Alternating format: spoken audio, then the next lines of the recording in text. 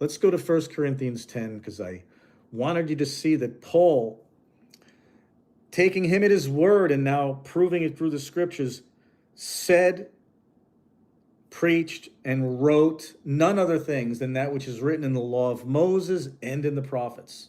And now we're going to see how true that is and what Paul was teaching in his ministry. This is Paul in 1 Corinthians 10 now. Keep this in mind when a lot of deceived, clueless, lawless Christians will say things like 1 Corinthians chapter 15, 1 through 4 is the gospel. Well, here we are in that very same epistle that Paul wrote, a little earlier than chapter 15. And this is what he had been preaching unto them, as he says, if you keep in remembrance what I preached unto you. What he preached unto them was the 10 Commandments. 1 Corinthians chapter 10, appropriately. Moreover, brethren, I would not that you should be ignorant how that all of our fathers were under the cloud and all passed through the sea. We're just reading about that. And were all baptized unto Moses in the cloud and in the sea, and did all eat the same spiritual meat, and did all drink the same spiritual drink. Spiritual. You drink the meat of prophecy, you drink the milk of the word. For they drank of that spiritual rock that followed them, and that rock was, it says, Christ. I prefer Messiah. But either way, it's that capital P prophet whom Moses said would come, and he came. Moses prophesied that he would come.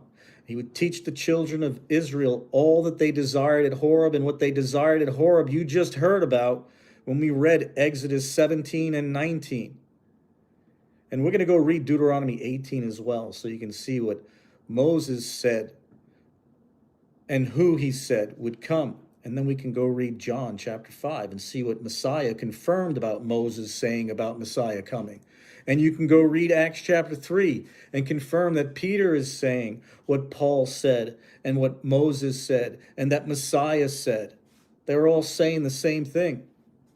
It's you and your 45,000 denominations that are not on the same page. And you can even point to these supposed like church fathers and, big shots of the last, decades of false teaching and false messiahs, 45,000 apostate denominations and all their representatives. And did all drink that same spiritual drink, for they drank of that spiritual rock that followed them, and that rock was Yeshua Messiah. That's who it is. But with many of them God was not well pleased, for they were overthrown in the wilderness. That's a warning to you. What were they doing that made them unpleasing to the Father? Well, aside from the golden calf, you can read Exodus, well, you can read all of Exodus, but read Ezekiel chapter 20.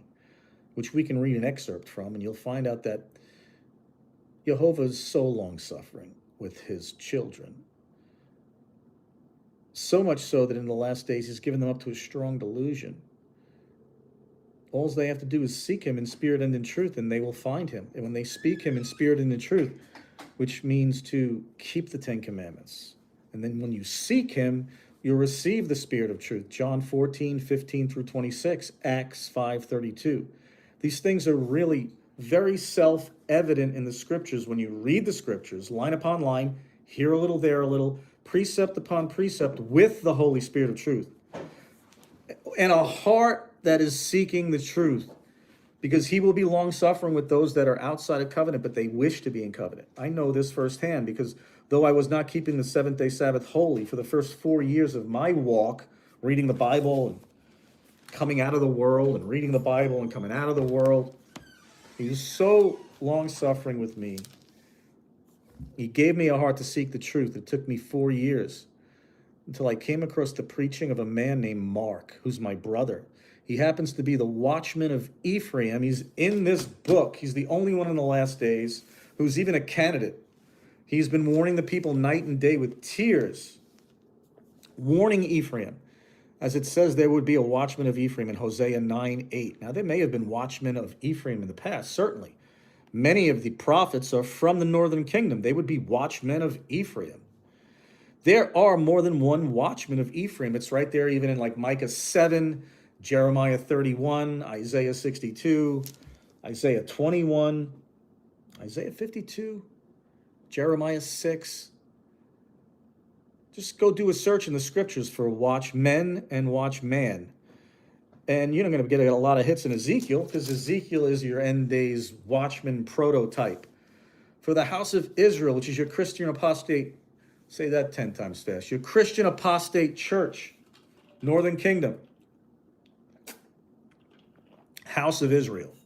When you read the Old Testament, and I used to read the prophets a lot before I came into covenant, before I was fellowshipping with my brothers and sisters.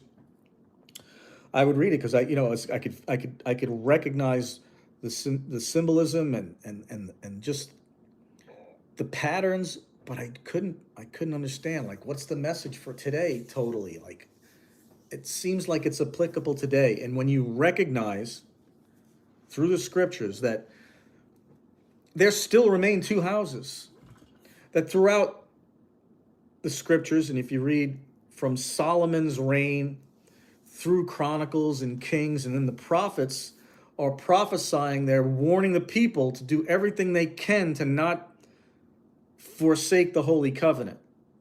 Because once that kingdom gets divided, now you got two houses. Now you got two houses, and they're warring against each other.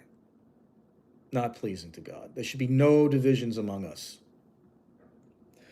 Even when there were two houses, the Spirit was working through men to keep it together. You can see Hezekiah in 2 Chronicles chapter 30 attempting to unite the kingdom again. He even calls for an edict to unify the kingdom so that they can actually do Passover properly as it is written in Jerusalem, with two united houses being one house. It was short-lived. But Hezekiah got a reprieve, and Jehovah gave him 15 more years. You can read about that in Isaiah 36, 37, even a little bit of Ascension Isaiah. Hezekiah shows up. He's certainly there in, the book of 1st or 2nd Kings, probably. Yeah. And 2nd Chronicles. But I'm digressing now. Let's get back to the point. The main point of